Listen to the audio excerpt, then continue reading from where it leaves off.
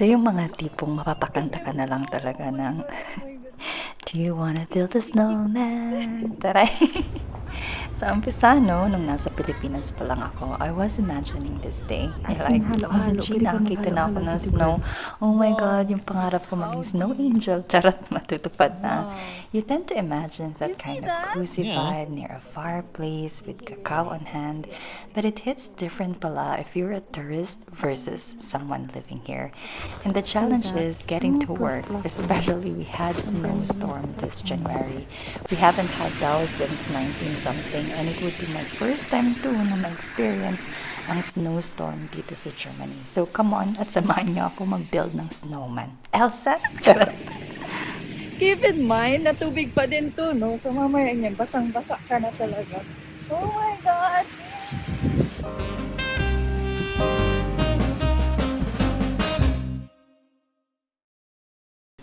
A week before that snowstorm, syempre excited ka. I have so much snow in my life. Kahit saan ka tumingin, lahat white. Alam mo yung magical ang datingan, ganun yung vibe. Yung dati, no, napapanood ko rate lang it sa on movies, I was living on it na pala. If walang ulan, kakayanin mo yung lamig. Ang daming nagpipil ng snowman, yung mga bata, may mga dala-dalang sleigh. How I wish na ako din bata. We also went to this Korean coffee shop. I am so happy na dumadami na yung mga Asian cafes dito. Those familiar tastes kumbaga you had back home. Taray, lakas maka Pilipinas. So, paglabas namin ng cafe, no, grabehan na talaga yung snow. Still, it brings up the child in you na ang sarap maglaro sa labas. Someone is happy. Can you see? Yes.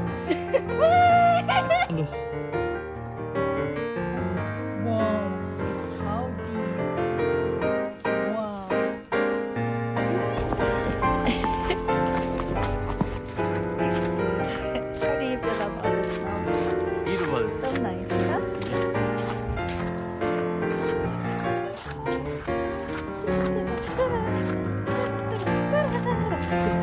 I look like a dog. You look like a dog?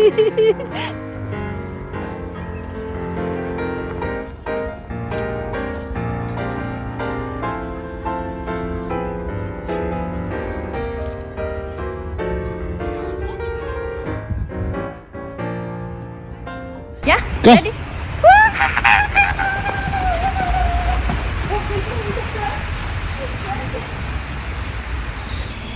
But now, back to adult life. Medyo nakalimutan ko na nurse pala ako at kailangan ko din pala mag-work. How I wish no na nasa bahay na lang. This weekend particularly will be difficult for me. I am on call. Ang daming mga balita na magkakaroon daw ng whiteout, na yung snow would be around 20 to 30 centimeters high. Yung mga schools na canceled na, some employees work from home. Unfortunately, walang ganun na option if you are working in a medical field. Ay, grabe talaga kanina. Kasi puna ko agad-agad.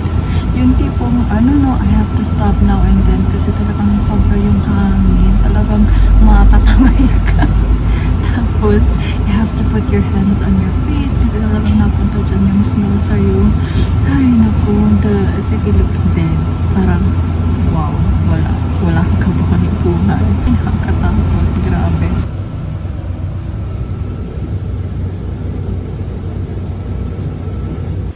Ayan na talaga. Winter is real na talaga. My God, ganyan. Hindi pa masyado lamig. Kita mo yan. Kita mo yan. Ay, naku. Grabehan po.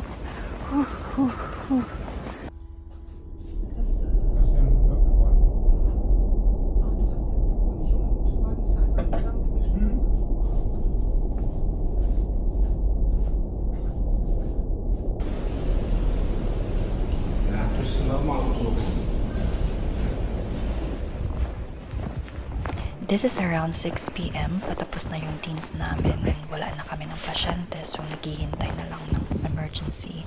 I decided to go out kasi may nakalimutan akong bilhin.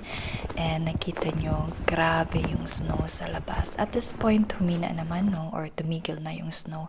Pero if you can see, sobrang deep. And I was just following this trail from previous colleagues or people who had walked on this path. And sobrang talagang lulubog sa lulubog yung sapatos mo sa snow. I haven't experienced this since nag-move ako sa Germany.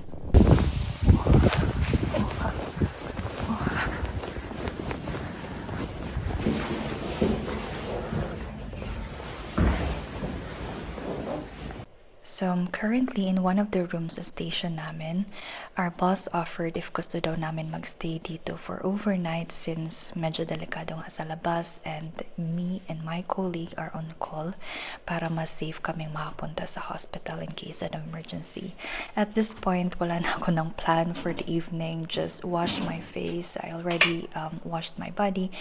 And matutulog na lang talaga, magpapahinga. Kasi at this point, I'm already fixed and fertig.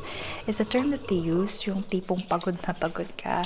We even have a last emergency case before kami pumunta dito sa room. It was a thrombectomy. The patient is pregnant, and alam mo yung kaba sa room kasi syempre kailangan din namin i-save yung baby niya. She has lungen emboli and kailangan namin i-absaugan yung thrombus sa lungs niya so that she would be able to breathe properly. So ayun, successful naman, and talagang ang galing ng doctors namin. Pero ayun na nga, pagod na si ate girl, gusto ko na lang matulog kasi in case kailangan kami patawagin, edi adrenaline na lang talaga yung gagana sa katawan natin. Ayun. Tada! This is the view of the room. Charot. Now, when I got this bed bedinung, no, talagang na-realize ko, oh my God, nasa patient's bed ako.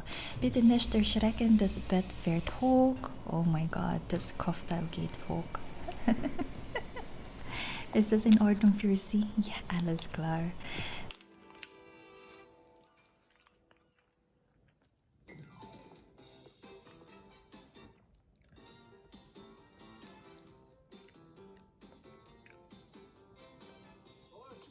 This is around 6 a.m. Imagine hearing this the whole night. So, hindi nakatulog si ate girl. Mukhang busy po yung night shift in a cargo station.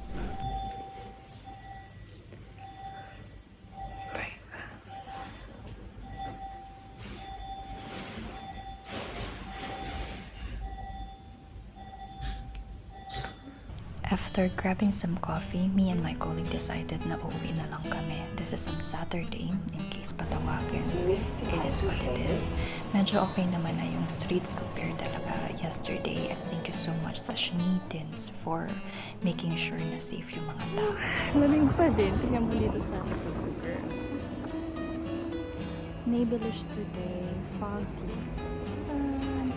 Pasko. Pero kahit malamig pa, no, nakikita mo may mga nagja-jogging, may mga nagsiskatsirin game. Ganun sila.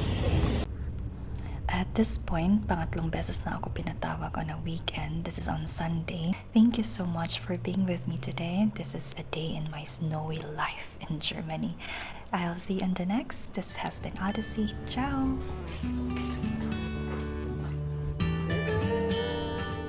Thank you.